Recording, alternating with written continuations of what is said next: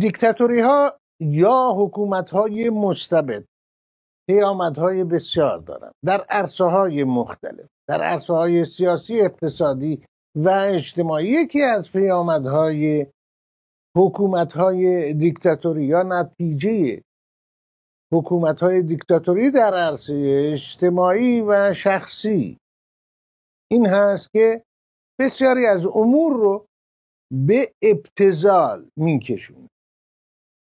حتی در عرصه تملق و چاپلوسی نیست که امر ناپسندیده ایست، اما در حکومت های دیکتاتوری این موضوع ناپسندیده هم حتی این موضوع نیست به ابتذال کشیده میشه. نمونه های بسیار داریم،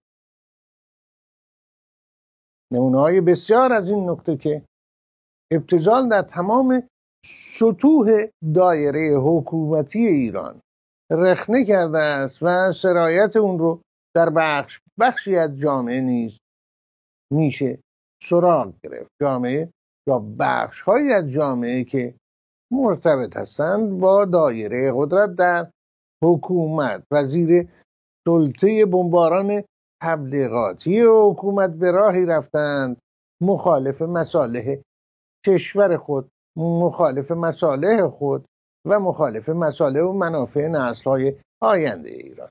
سخن بر سر این بوده هست که یکی از پیامدهای حکومت‌های مستبد ابتذال در سطوح مختلف است، اما در سطح نظامی هم این نمونه در ایران بی سابقه و یا دست کم سابقه بوده. در سطح روحانیت نیز بوده است مواردی در جای تاریخ ایران، اما در سطح کنونی تلفیقی از این دو، ابتذال در عرصه روحانیت و نظامی، روحانی و نظام، هر دو با هم ترکیب تازه‌ای که حکومت ایران، پیامد حکومت ایران برای مردم ایران داشته است. اگر جلال آل احمد روزی میگفت نجات ایران در پیوند روشن فکران و روحانیون است که نه معلوم بود ایران قرار است از چه نجات یابد و نه معلوم بود این پیوند بر چه اساسی باید بنا شود و پیش برود، امروز روز این پیوند نتایج بسیار دارد، از جمله ابتذال در پیوند روحانیت و نظامیون. دو مورد پیوسته با آن رو که از محصولات جمهوری اسلامی هست با هم مشاهده میکنیم، میبینیم. در پی آن با شما خواهیم بود در تفسیر خبر. تا لحظات دیگر.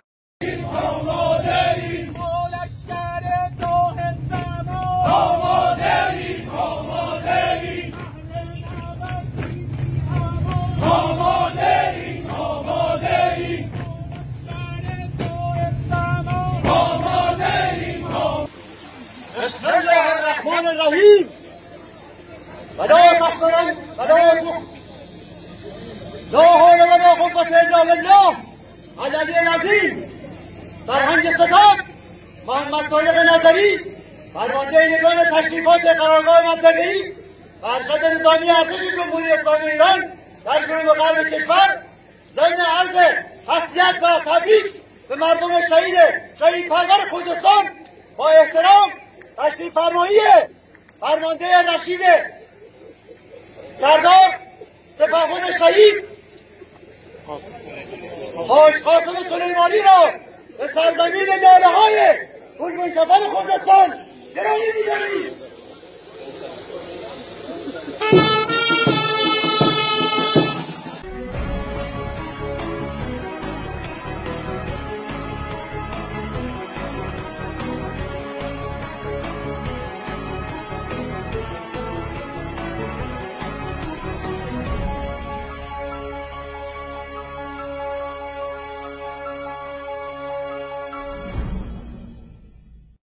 یک فرق کوچک هست. آنچه استاد ازل گفت بگو میگویم حافظ با این که آنچه ولی فقیه گفت بگو میگویم هست، که حتی چون ذهن جای دیگه کار روانشناسان عزیز هست این رو تجزیه و تحلیل کنن، ذهن جای دیگری کار میکنه و مشغول هست و توتیوار گفتن توتی های نازنین اما باعث اعجاب و شگفتی میشن. اما اینان باعث شگفتی از این بابت که کار ارتش و نظامیان این نیست و کار روحانیون نیست این نیست. سلام و درود به شما عزیزان در هر کجا که هستید. امشب نیز 2 میهمان داریم از تهران. مهدی عزیز که قبلا با ما بودند با من و شما در تفسیر خبر، و مظاهر گرامی میهمان تازه تفسیر خبر. خوش آمدید مهدی عزیز. با سلام عرض ادب خدمت شما آقای چالنگی، با تمام هموطنان عزیزم در سراسر جهان و مهمون عزیزتون در خدمتتون هستم. و مظاهر گرامی به شما سلام و درود میگیم در تهران. با عرض درود و خسته نباشید خدمت شما جناب چالنگی و درودی ویژه به هموطنانمون در سراسر گیتی پهناور. مهمان تازه هستند آقای مظاهر. مهدی گرامی با از ایشون آغاز میکنیم پرسشمون رو، و این که به نظر میرسه که آنچه که در ارتباط با قاسم سلیمانی، آقای قاسم سلیمانی، کشته شدن ایشون و پیامدهای اون میگذره در ایران، رویدادهای آبان ماه رو به فراموشی سپرده. این رو شما چطور میبینید و ارزیابی میکنید مظاهر گرامی؟ در مورد مرگ قاسم سلیمانی من خودم خب یک عقیده جداگونه‌ای دارم، نمیدونم چقدر دوستان باش موافق هستن. مرگ قاسم سلیمانی جلوگیری کرد از خیلی مسائل آینده، این اصلا شکی درش نیست. مرگ قاسم سلیمانی در واقع یک جور فدایی شدن بود. اینا باید یکی از مهرهای خودشون رو قطعا میسوزوندن تا بتونن از خیلی چیزها جلوگیری کنن. یک کتابی هست فکر کنم کتاب جنگل حیوانات یا همچین چیزی که در اون یک خوک برمیگرده میگه که اگر میخوای بمونی، حالا البته شرح دقیقش رو نمیدونم ولی همچین متنی داره که اگر میخوای بمونی و همه رو با خودت همراه کنی همچنان، یکی از یاران خوبت رو فدا کن، بکش تا برقرار بمونی، تا بتونی دوباره خوک‌ها رو سمت خودت نگه داری، جنگل رو سمت خودت نگه داری. مرگ سلیمانی در واقع یک فدایی و یک به قولی جانفشانی بود برای بقا و تزریق خون تازه به رگ‌های این رژیم نامشروع آخوندی. اشاره دارید میکنید که یعنی خود حکومت دست داشته یا مرتبط بوده یا یه بده بستون بوده؟ 100%، دقیقاً 100%. همین جوری که من رو تو خبرها خوندم برای این بمباران پریشب یک کشور حوزه خلیج فارس، یک کشور عربی میانجی بود بین ایران و آمریکا برای اینکه به آمریکا بگه که آقا مقرتون رو خالی کنید. من رو در خبرها خوندم، تو یکی از خبرگزاری‌های عربی هم بود. این هم قطعاً من شک ندارم که این مسئله یک چیز از پیش تعیین شده بود، وگرنه چجوری میشه که الان شما اینو به یک بچه دبستانی هم بگید میدونه، چطوری میشه که یک مهره وفاداری این چونین آشکار و راحت از بین بره و این خب امکانش هست. مظاهر عزیز اجازه بدید چون موضوع بسیار حساس اشاره بسیاری هم در این روزهای اخیر این نظر شما رو دارن. این رو بر اساس اطلاعات میگین یا استندات یا در برابر همین سوال که چطور میشه یه مهره اساسی حکومت به این راحتی از بین بره؟ خب وقتی که مورد تهدید بوده یا به اصطلاح به عنوان یک تروریست شناخته میشده از طرف آمریکا و به دنبالش بودن طی مدت‌ها، همونطور که به دنبال رهبر القاعده و داعش، ممکنه به این دلیل باشه یا خیر چنین نیست؟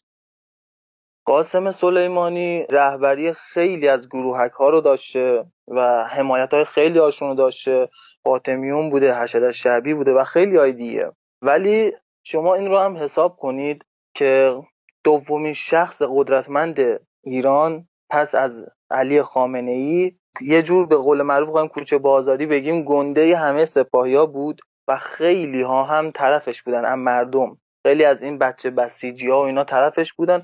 و همین الان کسایی میشناسم که بسیجی هستن ولی سمت خامنه ای نیستن، ولی همونها رو من خودم دیدم، با چشمان خودم دیدم که اومدن رفتن مراسم تشییع جنازه این شخص. قطعا اگه این میموند، این هم به عنوان مثلا یک رفسنجانی دوم قدرتمند میشد، خیلی قدرتمندتر از این میشد و میتونست جای علی خامنه ای و جای حتی رهبری رو بگیره. این کارو کردن، این معاملات رو با آمریکا کردن که رهبری آینده مجتبی خامنه ای رو تضمین کنن. اجازه بفرمایید نظر مهدی رو جویا بشیم. سخن شما این هست که در کشتن قاسم سلیمانی حکومت ایران نقش داشته، مرتبط بوده، به دبستون پشت پرده ای انجام شده. این نظر شما هست بر اساس استنباط خودتون از مطالعاتی که کردید و بسیاری دیگه هم این نظر رو من دیدم در حال رشد هست، گسترش هست، حتی در برخی از رسانه‌های فرنگی هم اومده. نظر مهدی رو جویه هست. من یه توضیح کوچکی بدم. اشاره کردن به کتاب یا نوشته قلعه حیوانات، نخستین ترجمهش به فارسی زیر این عنوان بود، بعدها با اسم مزرعه حیوانات نوشته جورج آرول، نویسنده ایرلندی تبار، منتشر شده. درباره دیکتاتوری ها هست و عملکرد اونها و بسیار کتاب خوندنی هست و کتاب های دیگری هم داره که به فارسی هم ترجمه شده، احتمالاً در دسترس هست. مهدی عزیز، اون چیزی که گفتن شنیدید، تفسیر شما رو میشنویم. این که بهره برداری حکومت ایران از مرگ قاسم سلیمانی تردیدی درش نیست به طور وسیع، اما ارتباط حکومت ایران با قتل قاسم سلیمانی، سخنی که در فضای سیاسی ایران و بحران ایران و آمریکا بسیار شنیده میشه. آقای چالنگی عزیز، بنده صحبتی که الان میخوام انجام بدم رو در خصوص مخالفت با میهمان عزیز برنامه هموطن گرامیمون نذارید و من بحث خودم رو میخوام بگم و از نظر من این بخش رو در فضای مجازی که خودم پیج دارم، پست دارم گذاشتم، از نظر من آقای سلیمانی نفر دوم سیاسی امنیتی نظامی جمهوری اسلامی بود و آمریکا برای جواب به تحرکات بی‌ثبات کننده ایران در خاورمیانه و حمله به منافع سیاسی خارجی خود در منطقه به نظر بنده بهترین گزینه را انتخاب کرد برای به قول خود آمریکا یا دفاع مشروع. در خبرام اومده بود که بعد از تهدیدات ترامپ، بعد از حمله به پایگاه آمریکا در عراق که راکتی حمله کرد حشد شعبی و پشتبندش به سفارت آمریکا در عراق هم حمله شد، در یک جلسه لیستی رو برای رئیس جمهور آمریکا بردن که در اون لیست امنیتی‌های آمریکا چند مورد رو داشتن برای پاسخ به جمهوری اسلامی و اونجوری که شواهد نشون میده مانی گزینه 72 این بخش امنیتی آمریکا بود و آقای ترامپ این گزینه رو انتخاب کرد برای پاسخ به جمهوری اسلامی و میشه بحث رو جور دیگه دید. اینکه این اتفاقی که افتاده و این حرفی که الان باب شده در جامعه رو من میگذارم پای هوش نظام جمهوری اسلامی و استفاده از پروپاگاندای بسیار قوی در داخل و اینکه از هر فرصتی استفاده میکنن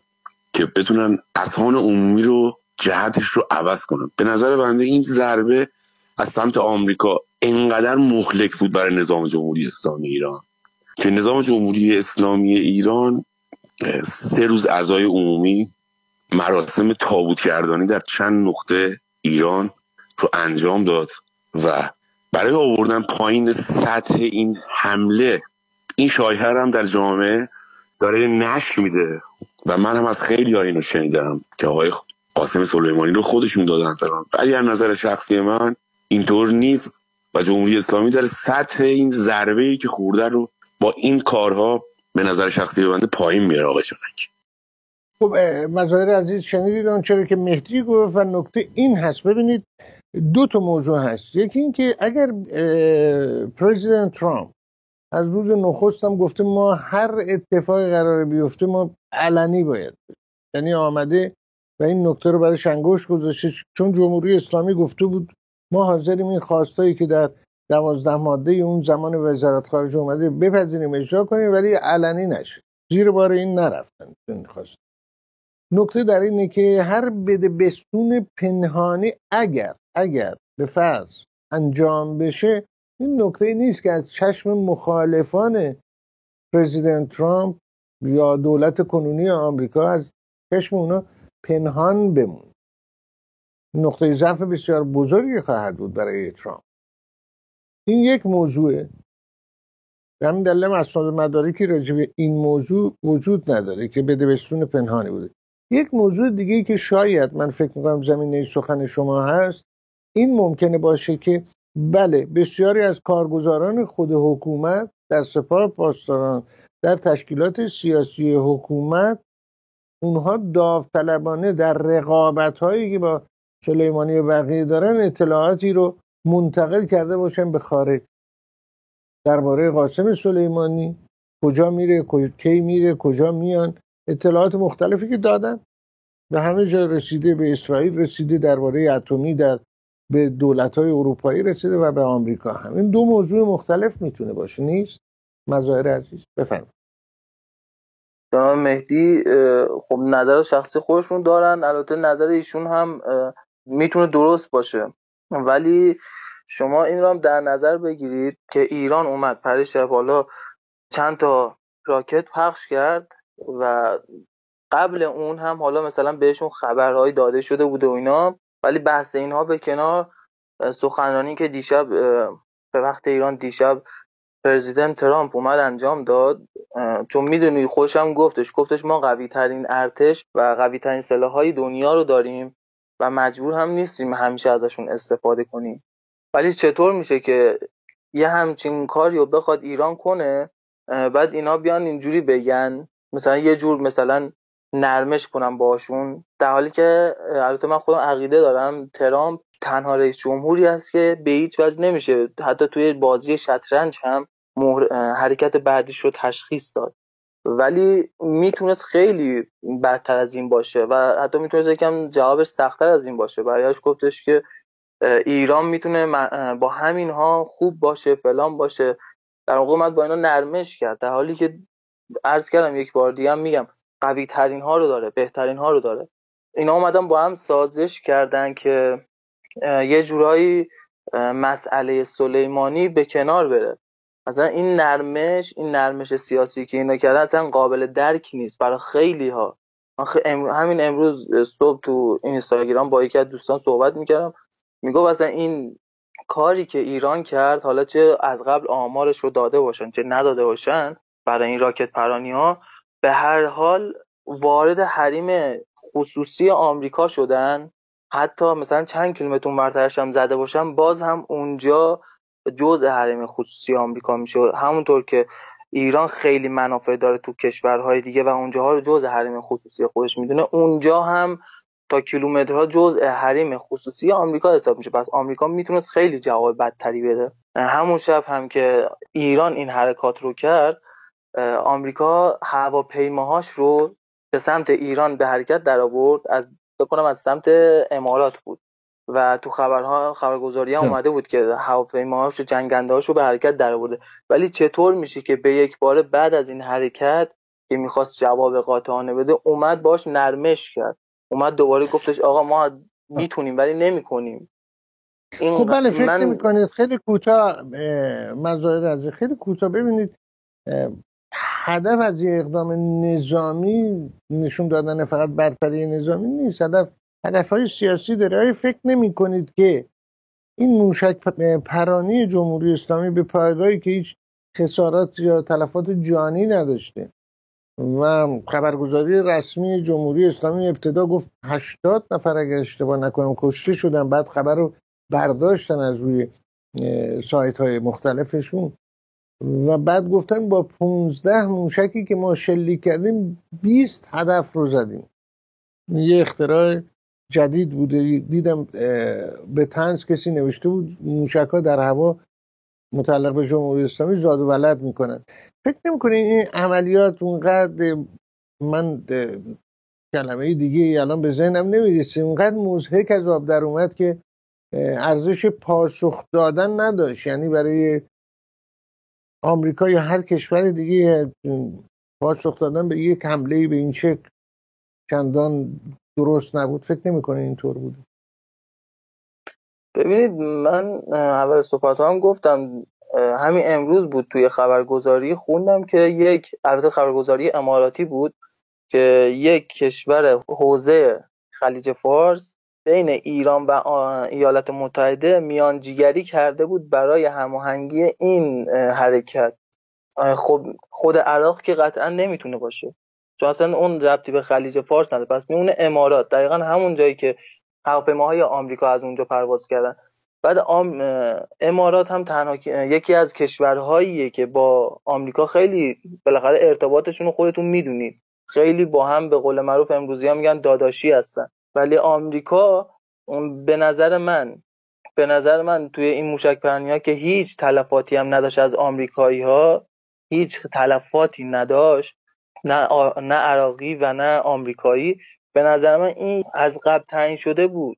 چطور میشه که ایران بخواد همچین کارهایی کنه، به قول معروف گردنکشی‌هایی کنه، بعد آمریکا اصلا جوابی نده؟ به قول یه فیلمی هستش آقای بهروز وثوقی توش بازی کرده که شخصی که مثلا نقش مقابلش هست میگه که بذار من بزنم جلو، حالا من اسمها رو بگم، میگه بذار من بزنم جلوی فاتی، یه 2 تا چک بهت بزنم، فکر کنی که مثلا منم فلانم، فکر کنه بهمانم، طرفو 4 تا بوسم میکنه، بعد مثلا یه چکم میزنه در گوشش، بعد طرف میفته جلوی همون شخص، مثلا کاراکتر فاطمه. این به نظر من یک نظر بازی اینه که میفرمایید. بله اجازه بدین چون وقتمون کوتاست برگردیم به مهدی. به فیلم گوزها اشاره میکنند، بازی بهروز وثوقی و ساخته مسعود کیمیایی که مسعود کیمیایی خب فیلمساز صاحب نام ایرانی، چندین فیلم در کارنامه خود داره و در این اواخر هم همراه با منویات حکومت در مواردی اقداماتی انجام داده که موضوع بحث ما نیست. آقای مهدی گرامی از صحبت‌های مظاهر و بسیاری دیگه، چون میگن چون نظری رو دارن، نظر خب میشه داد، ولی مباحثی هست که نظر اکتفا نمیکنه، مدارک و اسناد و دلایل بسیار روشنی میخواد. از جمله این موضوع که بسیار نظر قابل تأملی هست بدون تردید. ولی به هر حال آیا نمیشه این نتیجه رو گرفت، نتیجه حاشیه‌ای که این بی‌اعتمادی نسبت به حکومت در ایران اینقدر وسیع است که حتی کشته شدن سردار حکومت رو هم کار خود حکومت میدونن و سقوط هواپیمای اوکراین رو بر فراز ایران. این رو چطور ارزیابی می‌کنیم مهدی عزیز و سخنی اگر هست در مورد گفته‌های مسائل؟ آقای فرنگی عزیز، من این بحث رو که این دوستمون نه کلا در سطح کشور تو این چند روز اخیر راه افتاده که بدبستان‌های پشت پرده و این حرفا، می‌رید جمهوری اسلامی رو باید تحلیل کرد در این چند وقت اخیر. از نظر شخصی بنده جمهوری اسلامی در 40 سال گذشته بعد از به سرکار آمدن هیئت حاکمه جدید آمریکا، نه فقط شخص ترامپ، هیئت حاکمه جدید آمریکا که از رهبری حزب جمهوری‌خواه آمریکا نشأت گرفته، یک تفکر جدید و یک سیاست جدید رو به عرصه سیاست جهانی وارد کرده و اون سیاست نکردن مماشات با نظام جمهوری اسلامی است.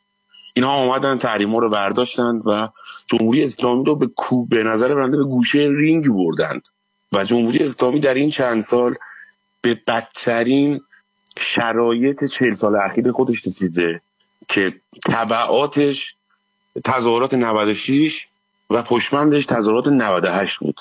و تو این چند سال اخیر اگر ما نخواهیم بریم دنبال پروپاگاندای جمهوری اسلامی و بحث رو به حاشیه ببرن، جمهوری اسلامی دنبال اینه که همه چیز رو به حاشیه ببره. امروز تنها راه جمهوری اسلامی برای خریدن زمان که به نظر من به دردش هم دیگه نمیخوره، فقط بردن همه مسائل به حاشیه است. این داستان جدید هم به نوعی داره همه چیز رو به حاشیه میبره و اینکه خودمون کردن و اینها. بعد بزرگترین مشکل مردم ایران به نظر شخصی من اینه که همیشه وارد بازی حاشیه جمهوری اسلامی میشن و بازی رو میبازن در داخل به جمهوری اسلامی. جمهوری اسلامی امروز تو این چند سال که هیئت حاکمه جدید آمریکا به سر کار اومده، از نظر سیاست خارجی خودش در تمام خاورمیانه به نظر من جلوی آمریکا شکست خورده. از نظر داخلی تمام حرفایی که هیئت حاکمه جدید آمریکا زده رو آقای چالنگی اجرا کرده. تقریبا فروش نفت جمهوری اسلامی به صفر رسیده. از نظر اقتصادی شما در داخل کشور اگه بررسی کنید، واقعا کاسبی و اقتصاد در نرخ کلان و جزءش به رکود عجیب غریبی رسیده و این بحران ها از داخل مردم رو به مشکلات عدیده انداخته و این خطر رو جمهوری اسلامی بیش از پیش احساس میکنه و امروز به نظر شخصی بنده صدای براندازی جمهوری اسلامی دست خیلی بالایی رو گرفته و این رو جمهوری اسلامی میدونه که تنها دشمنش برای ادامه بقای نظام مردم ایران است. اما مردم ایران، من در صحبت قبلی من گفتم که به خاطر داشتن یک رهبری واحد و یک شعار واحد که نخواستن کل اساس جمهوری اسلامی است، نمیتونه کار رو به جلو ببره و جمهوری اسلامی هم با این بازی‌هایی که داره انجام میده شرایط رو سعی میکنه از بحران به یه سمت دیگه‌ای بکشونه. اما به نظر شخصی بنده آقای قاسم سلیمانی نفر دوم جمهوری اسلامی و شاموره اصلی در سیاست خارجی جمهوری اسلامی در خاورمیانه از بین رفته و هیچ جایگزینی هم نظام براش نداره. من به نظر شخصی من آقای خامنه‌ای در سیاست امروز ایران به دو شخصیت از همه بیشتر اطمینان داره. یکی پسر خودش آقای مجتبی خامنه‌ای که همه میگن که ایران رو ایشون میچرخونه و نفر دوم آقای قاسم سلیمانی بوده. من این حرف رو نمیتونم قبول کنم که مهره به این با ارزشی شخص اول مملکت رو در یک بازی سیاسی به آمریکا فدا کنن و الان فردا چه کسی میخواد تمام این از ایران تا لبنان، از لبنان تا یمن و سوریه که آقای سلیمانی به نظر شخصی بنده اداره میکردن و به صورت خوبی هم داشتن این کار رو انجام میدادن جایگزین کنن و این کار رو ادامه بدن. جمهوری اسلامی دستاوردی به غیر از این سیاست خارجی که جلوی غرب و اسرائیل دیگه ای نداره و در داخلم بسیار ضعیف شده. آقای چالنگی، من از تریبون شما استفاده کنم و به مردممون بگم که به نظر شخصی من جمهوری اسلامی داره بازی میده ما رو در داخل و میخواد این بحثا رو به حاشیه ببره، ولی من مطمئنم که جمهوری اسلامی در این بازی که با آمریکا راه انداخت و آمریکا از تحریم اومد بیرون و جمهوری اسلامی هم مقابله مثل کرد، آچمز شد و وقتی که آچمز شد در آچمز شاه پیش شد و وزیر آقای قاسم سلیمانی در این بازی کشته شد و یک شوک خیلی بزرگی به نظام جمهوری اسلامی وارد شد. باز خواهیم گشت به شما مهدی عزیز، حتما باز خواهیم گشت به شما و مهدی اشارش به این هست مظاهر گرامی که بیشترین نگرانی جمهوری اسلامی از مردم ایران هست یا اکثریت مردم ایران و جمهوری اسلامی در حال حاضر تلاشش هم این بوده که بین مردم ایران تفرقه بندازه. امت ملت این رو چطور میبینید و آیا آنچه که در آبان ماه روی داد به فراموشی سپرده شده اونطور که جمهوری اسلامی میخواد؟ مظاهر عزیز یا خیر شما در جامعه چه میبینید؟ اول در مورد قاسم سلیمانی و این مهره با ارزش ایران باید بگیم که خب عرض کردم دومین شخص پرقدرت و قابل اطمینان رهبر نامشروع رژیم بود و اینکه اینو خب نگاه کنید اصلا الان ما بخوایم در موردش صحبت کنیم این بله یه بحث اصلا حاشیه‌ای، بحث اصلی براندازی این حکومت هست، ولی خب بر وقت خریدن هم مثلا اینا میتونن همچین چیزی هم شده باشه، ولی همونجوری که دوست عزیزمون گفتن مهره قابل اطمینان رو هیچ وقت نمیان به قول معروف آزاد بذارنش که آمریکا یا حالا یه قدرتی مثلا اسرائیل بیاد بزنه. پس این رو احتمال خیلیش هست که خودشون داده باشن برای حالا بقای بیشتر. تزریق خون بیشتر، مثلا یه خون جدیدی تزریق کرده باشن. ولی مسئله آبان ماه به هیچ عنوان فراموش نشده. من الان خیلی ها رو میبینم، حتی از سلبریتی های داخل کشور، حتی خیلی ها که میگم حالا نه خیلی ولی هستن کسانی که هنوز به مسائل آبان ماه و شهدای آبان ماه، من عقیدم اینه سرداران اصلی که کشته شدن همون آبان ماهی ها هستن که همشون جوانایی بودن که میتونستن زندگی بهتری داشته باشن، ادامه بدن زندگی رو. مسائل آبان ماه به نظرم هیچ وقت، حتی اگه خیلی های دیگر هم بکشن، خیلی از کله گنده های این دولت مردان رو بکشن، به هیچ وجه فراموش شدنی نیست. حتی من خودم مثلا پیج چند تا از این سلبریتی ها رو دارم، یکیش محمود شهریاری یا خیلی یا دو سه تای دیگه، هنوز اونها هم میپردازن به مثلا کشته شدگان آبان ماه. من فکر میکنم اینا این بازی رو هم راه انداختن که اون رو بپوشونن، ولی اون هم پوشیده که نشد هیچی، این هم بهش اضافه شد. همه جوره از همه جهت همه چی رو با هم قاطی کردن. اینکه الان ایران مثلا گنگ شده بعد از این مسئله قاسم سلیمانی، این نمیتونه باشه. حالا میگم نظر شخصی من هست، اینکه مسئله مرگ قاسم سلیمانی یه ضربه مهلکی بوده، این به نظر من اصلا قابل درکی نیست. از نظر من قابل درکی نیست. خودشون فرمودن دوست عزیز اون جناب این مهدی. تفرقه رو عزایر عزیز، این تفرقه ای که در این سو تبلیغات حکومتی دیدیم در مورد قاسم سلیمانی و در اون سو مردمی که عزیزان خودشون از دست دادن، ملتی که در سراسر ایران در آبان ماه نشون دادن ناراضی هستن، این حکومت رو نمیخوان. این دوگانگی رو شما چطور میبینید و به سود کی؟ ببینید جناب چالنگی، دوگانگی الان در بین مردم هست، ولی خیلی ها براندازی و ضد این حکومت هستن. من حتی دوستانی دارم در دامغان بودن که دانشجو هستن و از طرف دانشگاه مثلا بهشون گفتن آقا این امتحان مثلا بهتون نمره رو میدیم، نمره مثلا مطلوب بهتون میدیم، شما بیاید مثلا برای مثلا تشییع جنازه. این حکومت الان براندازانش، مخالفانش خیلی بیشتر از اون چیزی که هستش که حالا بخوایم بگیم طرفدارانش هستن. من خودم قبلا بسیجی بودم و خیلی وقت دیگه از حتی دیگه پامم از جلوی مسجد رد نشدم، حالا چه برسه به این بخوام پامو بذارم داخل مثلا پایگاه. من خودم خیلی آره میشناسم. چرا شما از بسیج بیرون اومد؟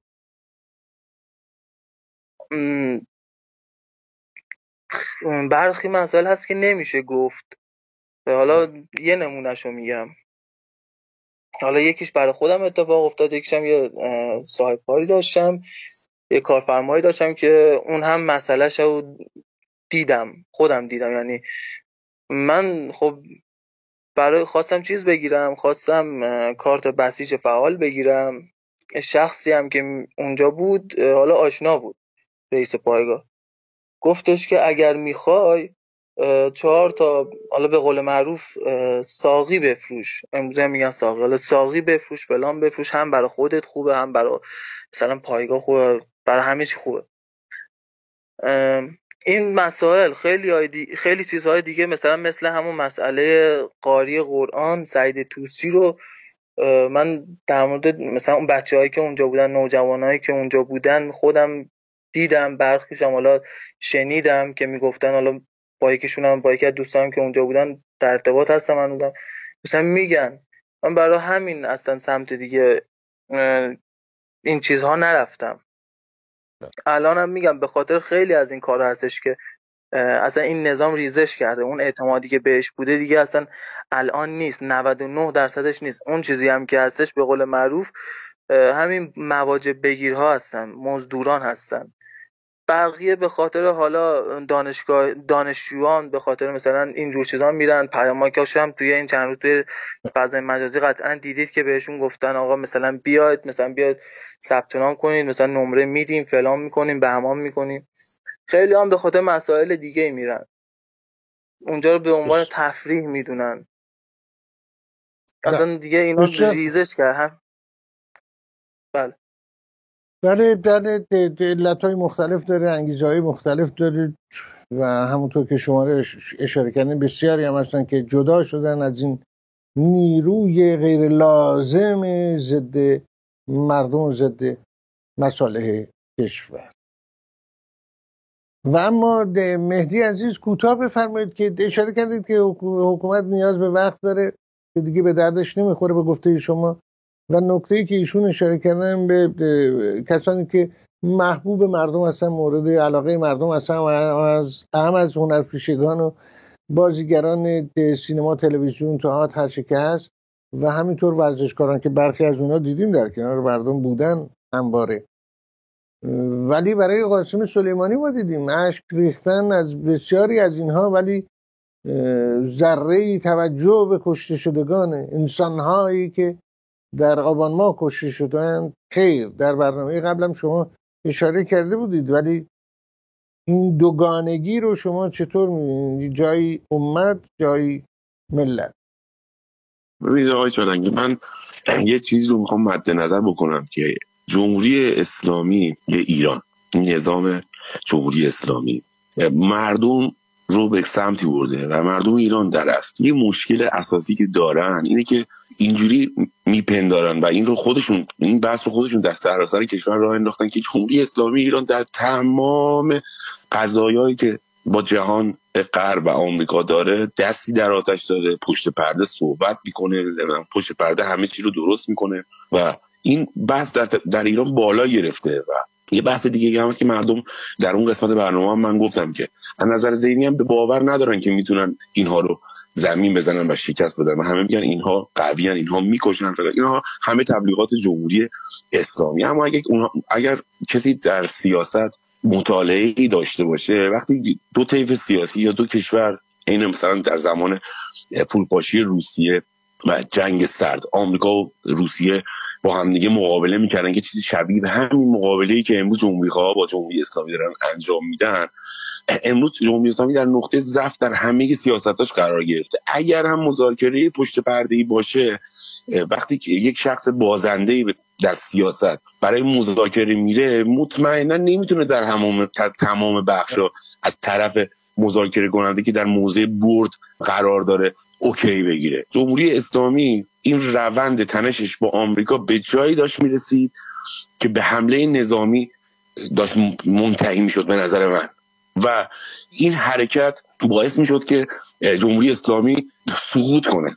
دو شاخصه اصلی به نظر من برای سقوط جمهوری اسلامی در افق دیده میشه: یک، براندازی از داخل از طرف مردم; دو، براندازی جمهوری اسلامی از طریق حمله نظامی آمریکا و رژیم چنج. جمهوری اسلامی فقط از این دو موضوع میترسه و تمام کارهایی رو که در این چند وقت هم انجام داده برای مقابله با این دو قسمت هست. ببینید از ترور آقای سلیمانی تقریبا تمام کشورهای اروپایی و حتی خنده‌دارتر از همه حزب دموکرات آمریکا هم واسط مقابل هیئت حاکمه آمریکا و این باعث شوک خود بنده است. ایده عزیز این رو من بگم برمیگرده به همون حرف خود ما که میگه نه از حب علی از بغض معاویه است. حزب دموکرات هر اقدام ترامپ رو به هر حال وظیفه خودش میدونه که مخالفت کنه.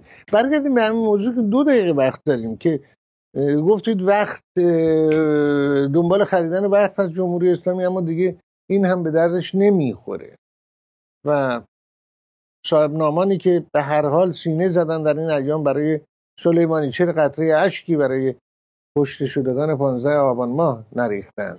متخصص کارشناس امور منطقه شدن، کارشناس نظامی شدن، کارشناس ضد تروریسم شدن و همه اینها یک مرتبه از آقایانی مثل افراد ستارگان سینما یا بقیه. من فعلا اسم نمیبرم. بفرمایید.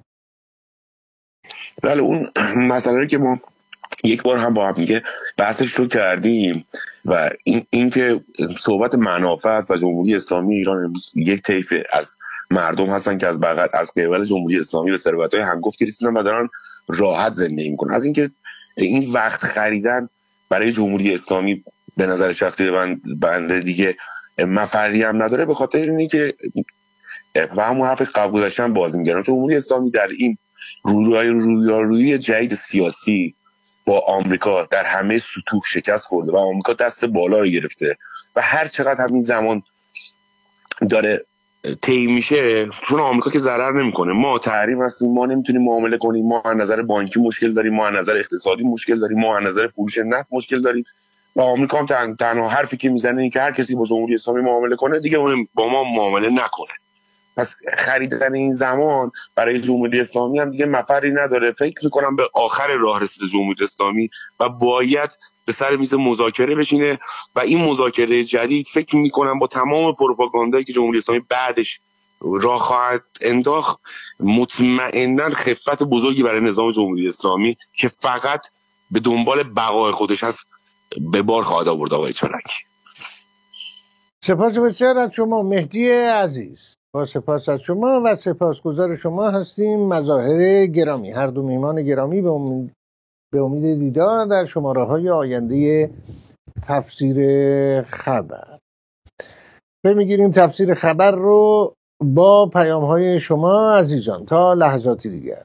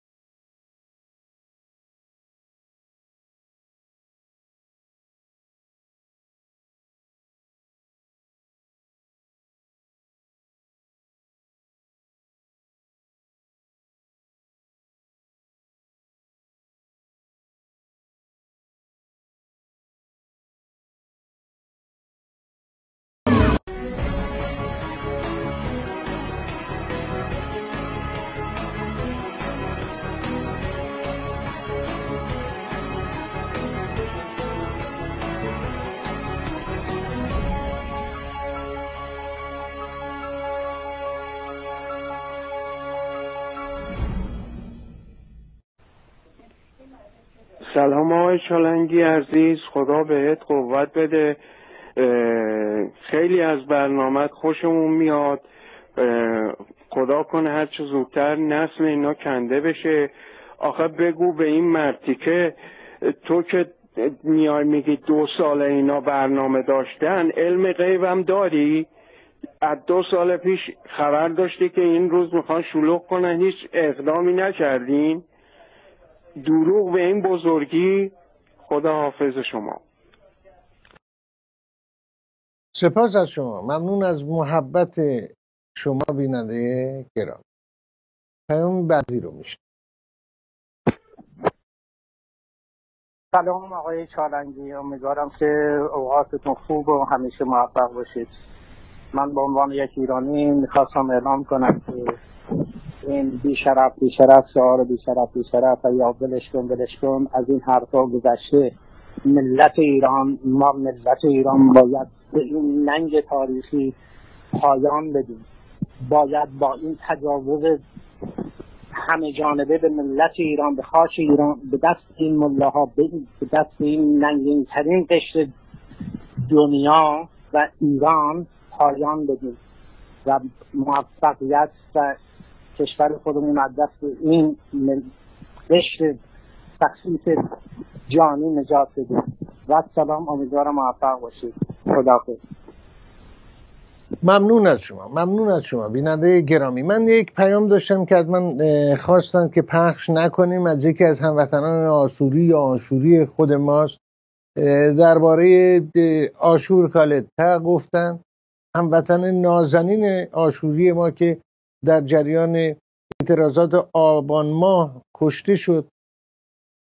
تصویر ایشون هست در تصاویری که منتشر شده.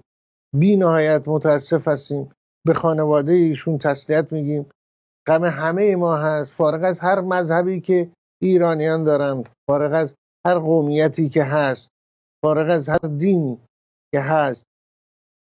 عاشور هم عزیز همه ما بود، فرزند همه ما بود و امیدوارم روزی ایرانی ها بتوانند برسن به روزی که فارغ از تعصبات دینی، اختلافات دینی، قومی، هر چی که هست که حکومت مورد بهره برداری قرار میده، در ایرانی آزاد در کنار هم باشن و عاشور نازنین ما و عاشورهای نازنین ما بتونن آینده روشن داشته باشن در کشور خودشون.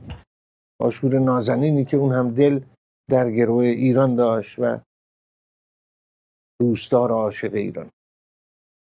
تسلیت دوباره به خانواده عاشور نازنین، عاشور کالتای نازنین. پیام بعدی رو بشیم. با درود خدمت آقای چالنگی عزیز.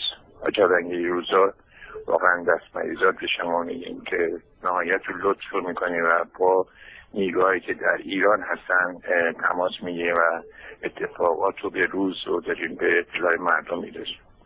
من یه موردی رو قبلا هم به شما گفته بودم.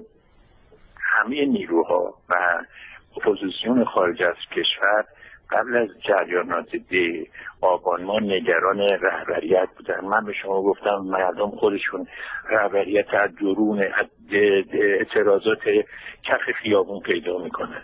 شما ببینید الان پدر پویا بختیاری خودش شده یه رهبر، یه لیدر و خانواده های دیگه و ما دیگه الان نگران رهبریت نیستیم و اینه که در واقع چیزی که اپوزیسیون خارجی از کشور و روشنفکرای ما همش دغدغه‌شون بود که ما مثلا چی رهبری نداریم، ما یه هماهنگ کننده نداریم، یه سازمانده نداریم.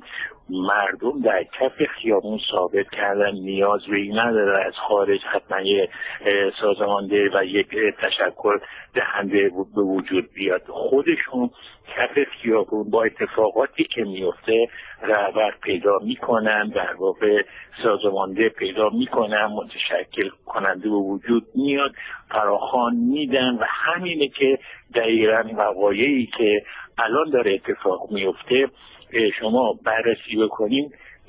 تو سالهای 56 تا 57 به همین شکل اتفاق افتاد و مردم تونستن کف خیابون. هرچند اون انقلاب رو من به حسابی نمیارم که مردم آگاهانه حرکت کردن، ولی در شرایط فعلی مردم آگاهانه. ممنون از شما. پیامتون بیشتر از 2 دقیقه بود، به طور خودکار قطع شد. سپاس از شما و اونچه فرمایش متین شما بسیار قابل توجه است. بله، رهبری میتونه درون خود مردم به وجود بیاد، تردیدی در این نیست. تاریخ ما و بسیاری کشورها شاهد این هست و تایید میکنه این گفته شما رو بدون تردید. پیام بعدی رو میشه. سلام جناب چالنگی، خسته نباشید. میخواستم بگم این کسانی که خدمت میکنم به رژیم آخوندی این رو بدونن، یعنی احساساتی نشد. آقای سلیمانی برای آخونده دیگه مهره سوخته بود. آخونده به وقتش که رسید همطور که خمینی گفته بود همه چیز رو باید فدا بکنن، خودشون بمونن، غیر آخوند باید بمیره. تمام کسانی که خدمت میکنن دیگه بدونن بالاتر از سلیمانی که نیستن. وقتش بود این مهره سوخته رو از بین ببرن و دیگران رو هم فدا میکنن برای اینکه خودشون بمونن. آخوند فقط خودش رو لایق زندگی و استفاده از خوشی‌ها، خوشگذرانی‌ها میدونه. همه این رو بدونن. خدمت به اینها یعنی همین. سلیمانی رو خودشون دست داشتن تو کشتنش و خیلی از این مثل 8 سال جنگ که خیلی از افراد رو کشتن، توی خیابون‌ها میکشن، توی زندان ها میکشن، ایرانی ها رو میکشن، غیر ایرانی رو میکشن برای اینکه خودشون بمونن و از تمام لذات ثروت دنیا خودشون و فرزندانشون استفاده کنن. بدانید که این مهره برای اینها سوخته بود و کشتنش. شما به این آخوند خدمت نکنید. ای کسانی که دارید باشون همکاری میکنن استفاده میکنن، به وقت شما رو تقدیم توی سرتون رو میبرن، توی سینی تقدیم میکنن. خانواده آقای سلیمانی هم بدونن که اینها خودشون در کشتن این آقا دست داشتن. خیلی ممنون. خدا نگهدار. سپاس از شما بانوی گرامی. هر کجا که هستید نظر شما هست. این موضوعی بود که دربارش در همین برنامه هم صحبت کردیم. امیدوارم شما دیده باشید، اگر نه میتونید مراجعه کنید. صحبت هایی که در همین زمین شد. سپاس از شما بینندگان گرامی. ممنون از شما عزیزان در هر کجا که هستید. از همراهی شما سپاسگزار هستیم. به پایان برنامه رسیدیم. با ما در ارتباط باشید. نظرات خودتون رو برای ما بفرستید از طریق شماره تلفنی که میبینید. حتما پخش خواهد. با امید به فردایی بهتر، با برآمدن آفتاب از فراز البرز، سهند و سبلان آسماری، کوهساران دنا درا کلوند کوزگرس، تفتان بینالود و درفک و تابشان بر فلات ایران زد. روزگارتان خوش، تندرستیتان پایدار باد. ایران هرگز نخواهد بود.